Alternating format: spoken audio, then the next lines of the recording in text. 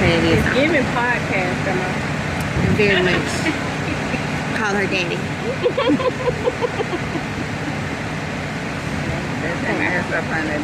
Alright, this is a family history questionnaire for our matriarch.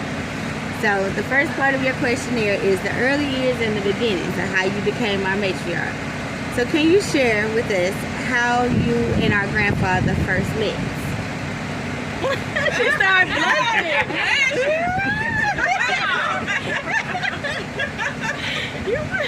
We first met at elementary school in the 6th grade. And we moved they separated us from John Baptist School to Shiloh.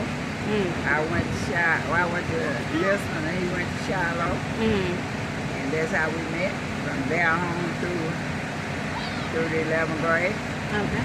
So what drew you together? What first attracted you to him? I guess I was just beautiful. So he was attracted to you? So he pursued you? Yeah. Okay.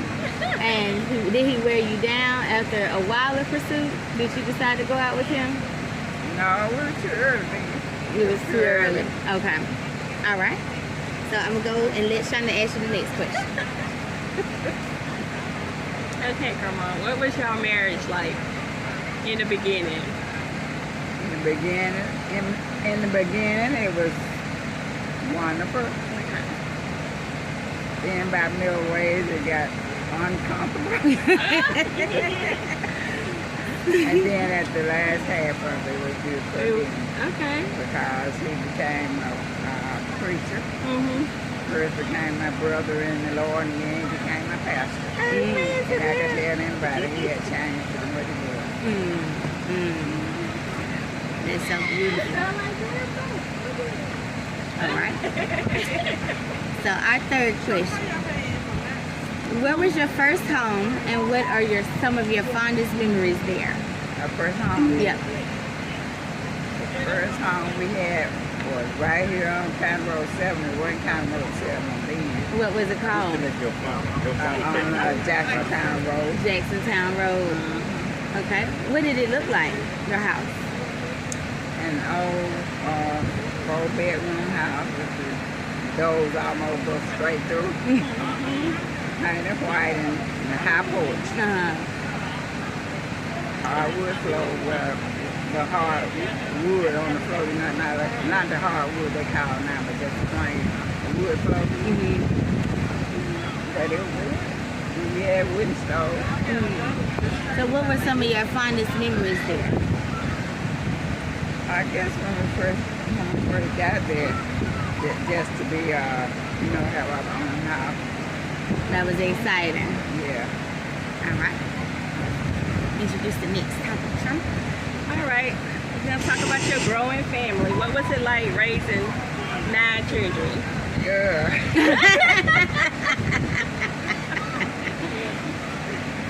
Well, it was fun, I guess.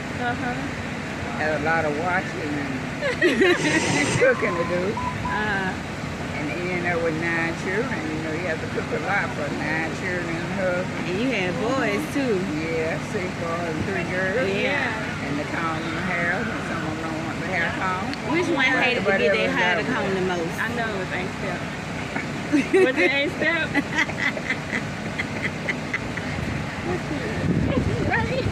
Who hated it the most, Grandma? I think it was Gwen. Gwen She had a lot of hair. So she had to get her hair. She wanted to be outside. As soon as I get it washed and clean outside, she go again and get dirty. Oh, no. All over. So, What were some of the fun things y'all did as a family? all I know was maybe going fishing and coming to church. Okay. That sounds really fun. All right. What were your biggest lessons that you wanted to instill in your children? What were things that you wanted them to keep with them? I always love and care for one another, regardless of whatever. There's nothing else come between. Yeah, that's so beautiful.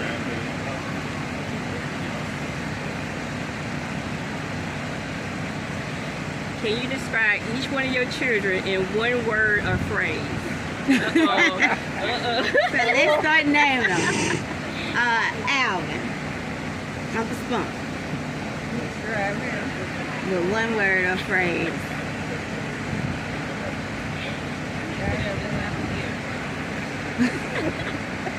What was he like as a child?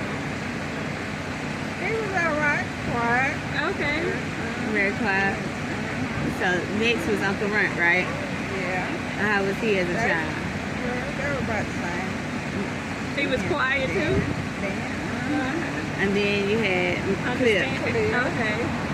He was always like to try something. He was bad. Of course. Well, I wouldn't call it bad, but just always believe he could do something. Yeah. And then it was Uncle Stanley after that. And Gwen after And Gwen. Cliff. She was okay. She was spoiled because she was the only girl, granddaughter for a long time. Oh, she was the only grand girl too. Well, there Oh. was one over her, but she was the only one in our family and close Okay. to me, didn't it? Oh, okay. She was spoiled. Oh, I could understand it. And so then after her it was Uncle Stanley. Yeah. Okay, how was he? He was good. He always wanted him a brother. And wanted him a little brother and wanted to call him Jimmy. He wanted a little brother named And Jimmy. he ended up being called Jimmy himself. You want a little brother He named got it. Jimmy. Yeah. He got a little brother. But that was Uncle Calvin, wasn't it? Uh-huh. And so how was Uncle Calvin? He was good. He was Speaking of, there he goes right there. Yeah. Hey, y'all. Hey, Uncle Calvin, how are you? Good, how are you? Doing well. I just saw your twin in the house. Oh, yeah. I got you running mixed up. I'm talking to her, and I thought she was you. How you doing, this lady? Doing good. Good to see you. Good? You Hey, too. Mariah, how you doing? It's the time to hear what Grandma said was about just, you. we were literally just talking It's all about good, I you. hope. Yeah. So how What was did you Uncle say, Calvin, Grandma? He was quiet. He was a quiet baby. Innocent and happy. You talking about my childhood? Yeah. And then after Uncle Calvin, we had Aunt Tracy. Yeah. And that was your first girl, your second girl after had not. Yeah. She was second girl. How many years between her and Aunt Gwen? 371. Oh, Grandma 61. Crazy bonus. that was a good little bit, yeah. So that's why Gwen was so right. That she was on the girl for so long. That makes a lot of sense. And then after, What was and- Aunt Tracy like? Quiet. She was quiet. She been quiet for long, but she taught more natural English. than she ever did before. I remember her studying a lot. Reading a lot, yeah. And liking music. I remember her liking music. And then Aunt Step was next. Yeah. That was the baby girl. And how was she? She was good, but this is going to come ahead some little hair. Where'd she get it from? From my mama and them, I guess. Yeah. But I used to come on her some suit she had. You know how you do it, baby, had your party and lay it down, reside. We had to turn the suit to our church and we done roll it back up. Baby, curl back up. And my great aunt, Aunt Girl, call my girl, she always said, y'all better call me that baby hair. And she said, I did. Just call me before we left Thompson. But then she grew, her hair grew and she had a little long hair. Yeah. And then after Aunt Step, we had Uncle Matt. All right.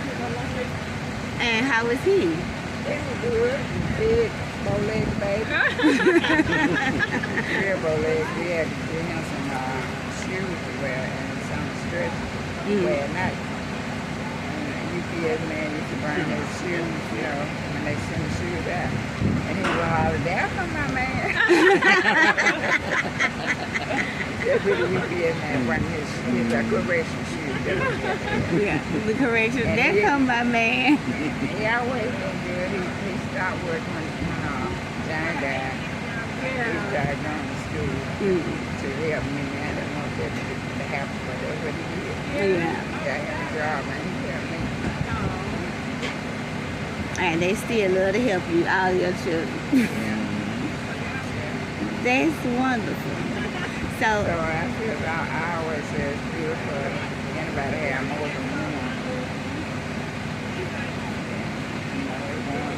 may help you in other things. Yeah. Yeah. And did you enjoy the process of raising those 9 children? Yeah, I did. Yeah. Sometimes, back then, sometimes when you cook, if you had one chicken, I might end up with a piece of back couple of times. Just cut the chicken up for everybody to have some. And that was the best thing that you did. It was. When you raised, but y'all raised a lot of your food that you fed your family too, didn't We you? did. Yeah. Raised corn, peas, all of it. How was that with the children raising animals and having a farm? That was good, cause that daddy gonna have them go to jail. Their children, grandchildren. Yeah. And I remember we used to have long rows of collard greens. They had the Thompson greens. We used to sell them at IJ and Pickering. Y'all was selling your food to the grocery stores? They had the Thompson greens before they go to school and everything. Oh. So they would out and work. Yeah. I can remember going to Democritus and selling some fruits and vegetables too. You did? Yeah, that's how we make it. A Yeah. lot of people don't say, hey, you make it with all them children. God always provides. God help. And you work and use what you have. Yeah. And it instilled so much in your kids, didn't it? Yeah. Yeah. So our next topic, we're going to talk about family traditions and values. So were there any traditions or customs that you wanted to establish and carry on through your family? Yeah. Like I said in the beginning, I would like for the tradition to be that we all stay together.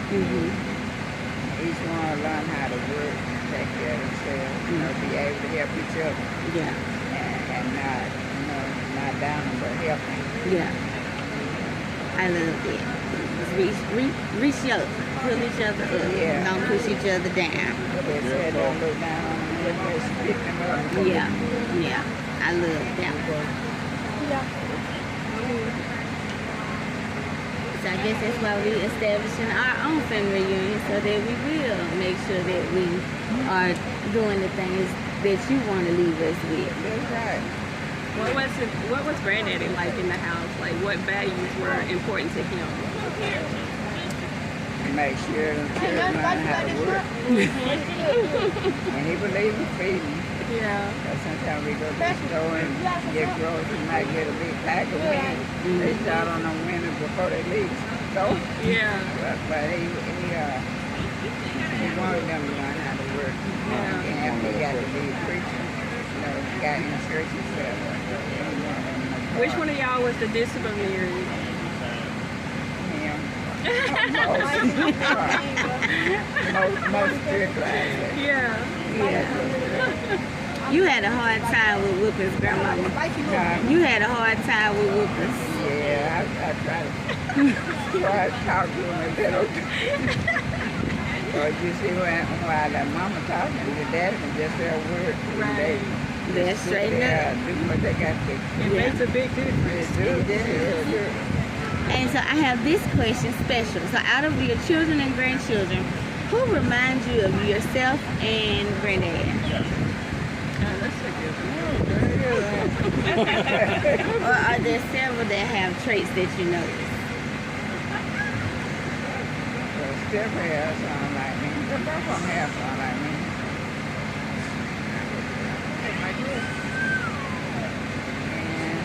Who's more like Granddad? I think Spunk was like, Okay. Uncle Spunky. Yeah. I can see that. I can see that. I got a question. Definitely like get somebody work, take some work on stuff like that. So my question is this. What did, from the first child to the last child, as you were raising them, what lessons did you learn that? Like, say, like, from my dad down to by the time you got to Cliff, what did you do anything different? Did you learn something that you needed not to let him do that you let him do before? You know, good stuff like that. You know, what changed? What had to change? What did you see that made it change that you couldn't let you do? But train them too. but just, you know, in general. Is that right here? And you know, sometimes if you have children, and what you learn with the first child, you learn with the first child, you might, the next child can't do that. Right. You're like, oh, I should never let that happen. So the next one, I know not, you know, and children be like, well, you let them do it, why ain't you let me do it? And there'd be a reason behind it because you don't like the lesson. That's where I can't see that anywhere. Well, how did you are a woman of faith, and earlier you talked about granddad and how his faith you really shaped him and y'all's marriage. How did your faith help how you brought your family up? Say that again. How did your faith influence how you raised your family up? I guess I can understand that. I always believed that from my faith all the way from my child. I believe that if I did it and to be obedient to God for what I know He would protect and prepare things for me. And so, even though my husband wasn't saved and all, I just stayed on the word of God of what I knew. And that helped. So in the beginning of your marriage, you were kind of worshiping by yourself. Like it was separate. People going one way and I was going another way. And then he got where he wasn't going at all. And so I still on faith that I knew. And the Bible said that the husband can draw the wife or vice versa. So I stood on my faith. The scripture said without a word. Yeah. And did what I was supposed to do. And God changed. God did change. That's so nice. That's so nice. All right. What was the most difficult time you experienced as a family, and how you overcame that? I was at the nose just before when Jane got sick.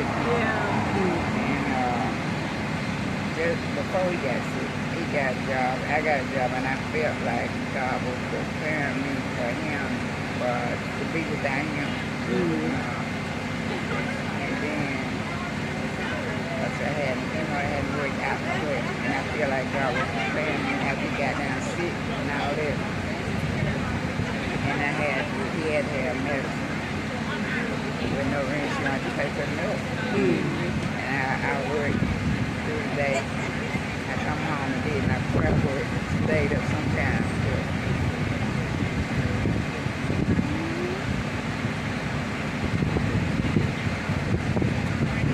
Sometimes I stayed up till 3 o'clock in the morning, and then had to get up and go back and did work at 7, trying to make some crap stuff to sell the next day at work, not knowing what anybody would buy, but they would buy. Sometimes I wouldn't have enough to buy the whole prescription, and I would get part of it. And we did that until he got on. Was so secure. That was a hard time, but yet God bless him. Right. I always like looking when you have a hard time and you can know that it was God that got you through those times. Like he let you know when it's him. I always said we haven't started death yet. That's right. Right? That's right. I remember that craft room too. I go in your house sometime and I just get nostalgia walking back there because I remember that room. Yeah, man, I stayed up. Don't work all day and then I stayed up. That time morning, then we had to get up and go to work. But God bless somebody to buy the stuff so I could have to buy it up. Somebody that's in that house. I remember running. I didn't have time to help him get his clothes and stuff. When I came back with that evening, it was school people. God was Jackson and somebody else was in with him. And he had an order. He had started having an order, This is that morning I didn't get time to pay. So I remember that I had to come straight to the house and give him a bath because he had company sitting in the living room. I created that for one of us after.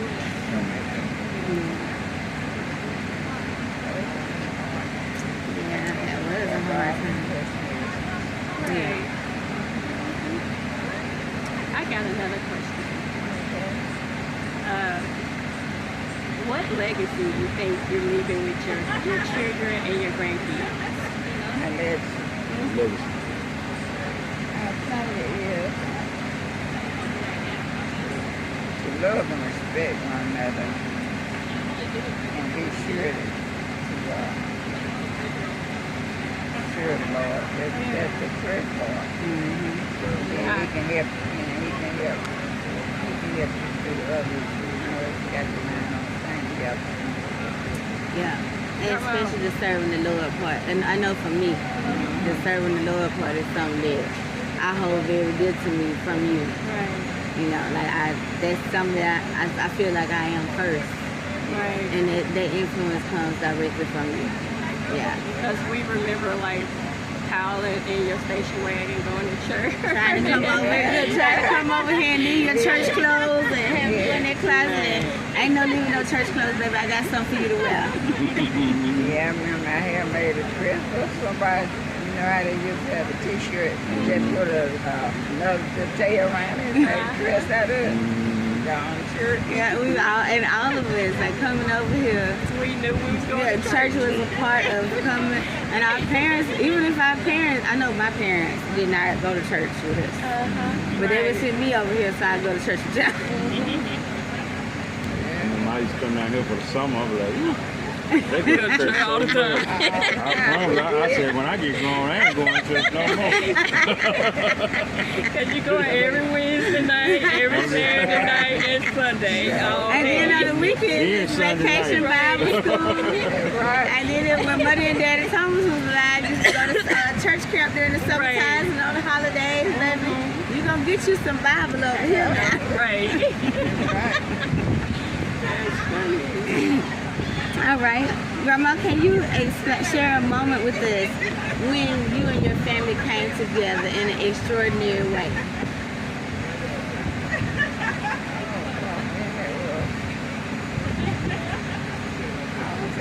Maybe the first time we had a family reunion, where everybody came. I don't know what year it was, but the first time we all had family, we had a Just family your reunion and everybody came. Your immediate family. Yeah. It was this shirt, I think. Yeah. That was the first And I time. had just got home. That was the first one I came to. And girl, you've been on the upward trajectory ever since then. All right. You tired of questioning them? Tired of the question? Yeah, I know that. We almost done. We doing it. I want to take a moment and just share with you what you poured into me and who I am because of you. I think that you've always been so even tone, even temperament. I never see you upset in the worst situations. And I feel like I spent most of my childhood with you in this yard, in this house. I think my kids get to experience you because of my parenting approach. I'm very gentle with my kids and very intentional with them. I pour a lot of love in them, and you model that for me. And so I feel like my children are blessed because of you. Thank you. And probably not just your children, probably everybody around you. Yeah. Yeah. It's so beautiful. Juan, what about you? Would you like to share? No, those are private thoughts.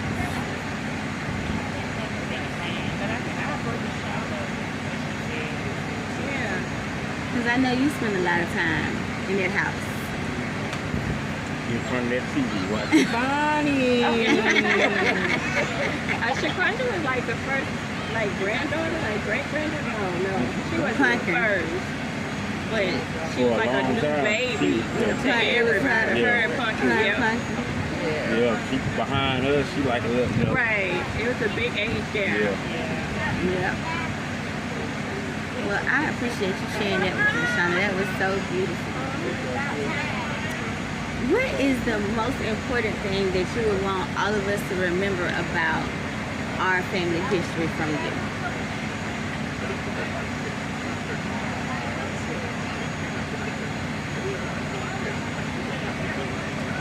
The most important thing about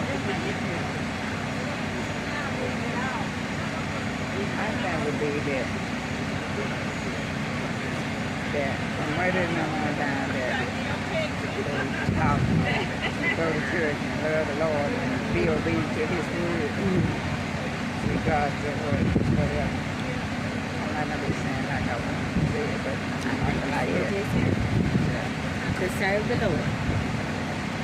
Alright, so we're coming up on our last part. It's called Looking Ahead, and we only got 3 more questions, Grandma. Unless somebody want to add something in. What are your hopes for the future of this family? That they all will come together in unity and in love. Everybody. That's the whole thing I want. I love that. So how would you like to see us come together in the years to come? Something like today, but everybody come, everybody show up. Because they missing out. Because the food is delicious, the company is wonderful, you know, and we come to have a good time. And the fellowship is natural and genuine. And it's so welcoming when you come in, everybody is smiling and happy to see you. Hey, how you doing? It's good to see you. Is there a family story, a lesson that hasn't been passed down yet, but you want to share it?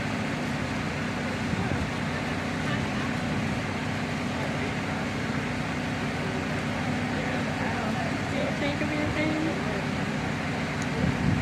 Come on, this was a lot of questions. Thank you for your